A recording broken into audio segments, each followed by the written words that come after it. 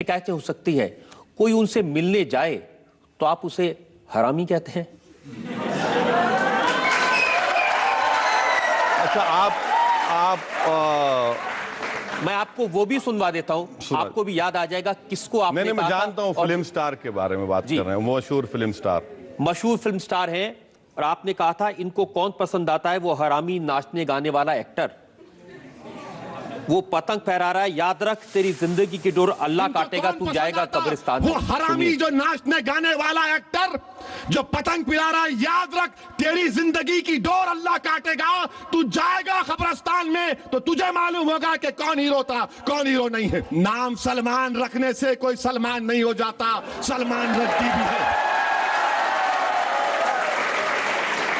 अब बताइए, जो एक्टर जिसको पूरे हिंदुस्तान की जनता मोहब्बत करती है, वो सिर्फ नरेंद्र मोदी से मिलने चले गए तो आपने इतने सारे प्यारे प्यारे जुमले उनके लिए गए।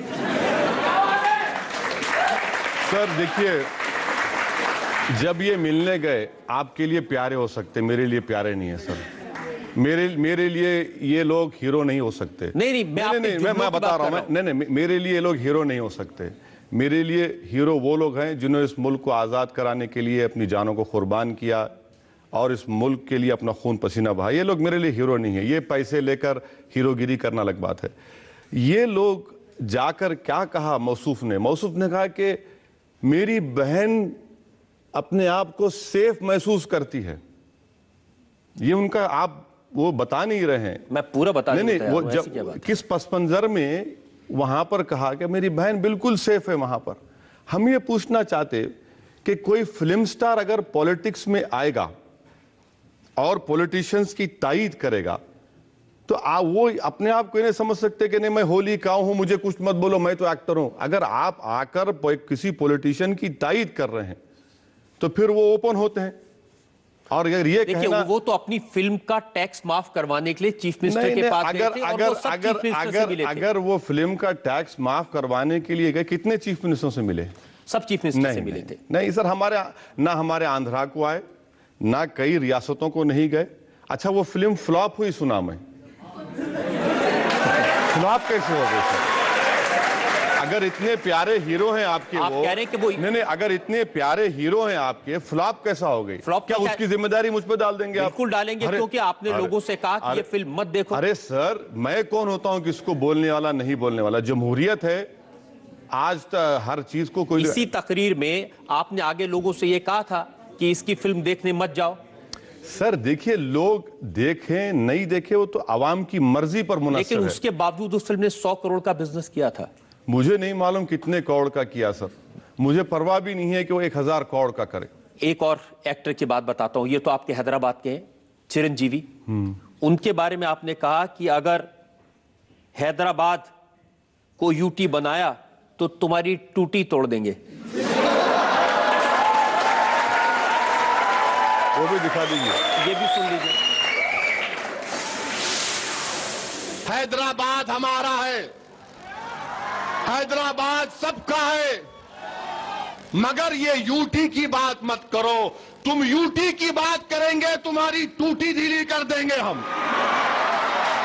ये परमानेंट कैपिटल की बात मत करो चिरंजीवी, परमानेंट कैपिटल यूटी की बात मत करो।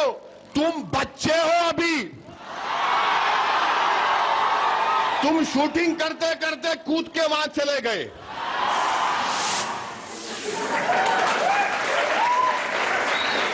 इतने बड़े फिल्म स्टार हैं वो, इतनी फॉलोइंग है उनकी, सेंट्रल गवर्नमेंट में मिनिस्टर थे जिस वक्त आपने ये कहा। अच्छी बात है।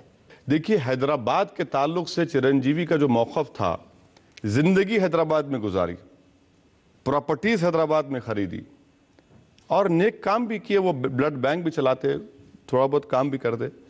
मगर बात ये कह रहे कि नहीं हैदराबाद को यूनियन टेरिटरी बना दो। मैं उनसे पार्लियामेंट में एक नहीं 4 मरतबा मिलकर बोला कि देखिए, हैदराबाद का तेलंगाना से ज्योग्राफिकल कंटिग्यूटी है, आंध्रा से नहीं है, ये मत करिए।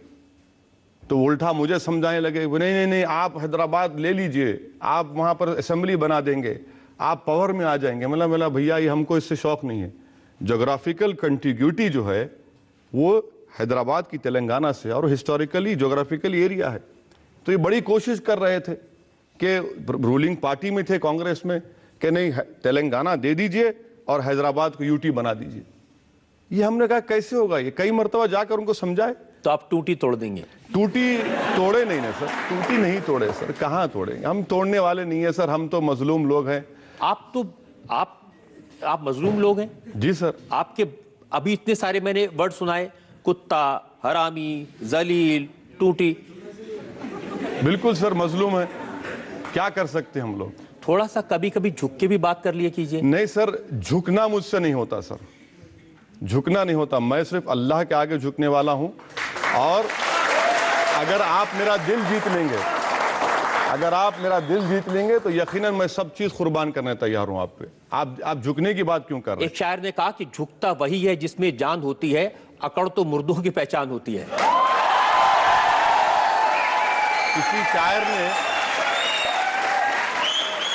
किसी शायर ने यह भी कहा, जरा नम हो तो बड़ी जरखेज है जमीन साखी।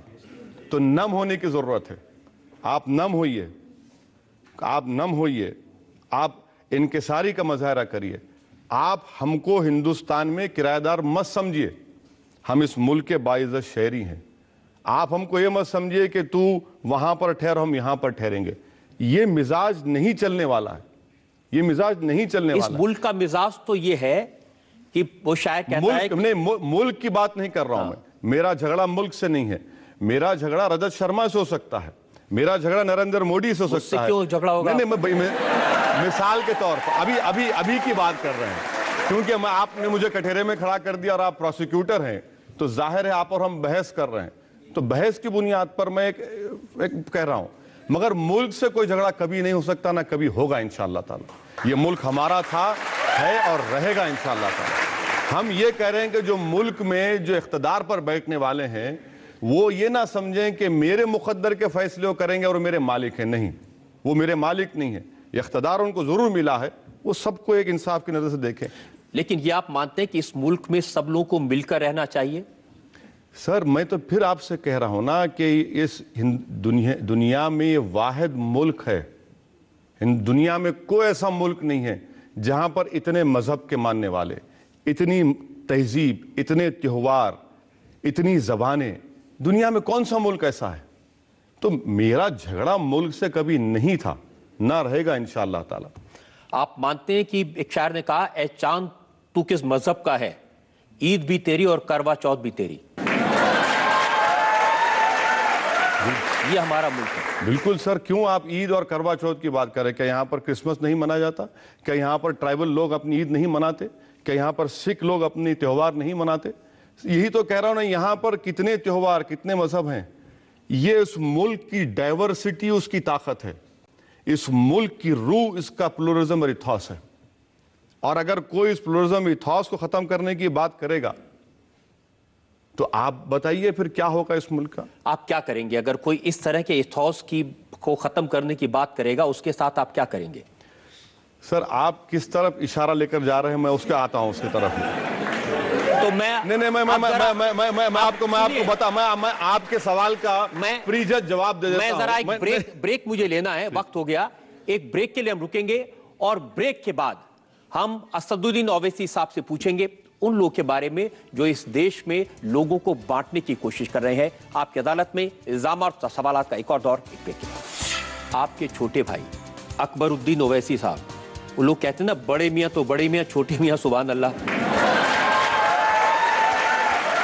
वो कहते हैं कि 15 मिनट के लिए पुलिस हटा ली जाए, 25 करोड़ मुसलमान ये 100 करोड़ आबादी को ठीक कर देंगे। सर, ये अब आप इसमें भी मुझे जिम्मेदार बना देंगे क्या?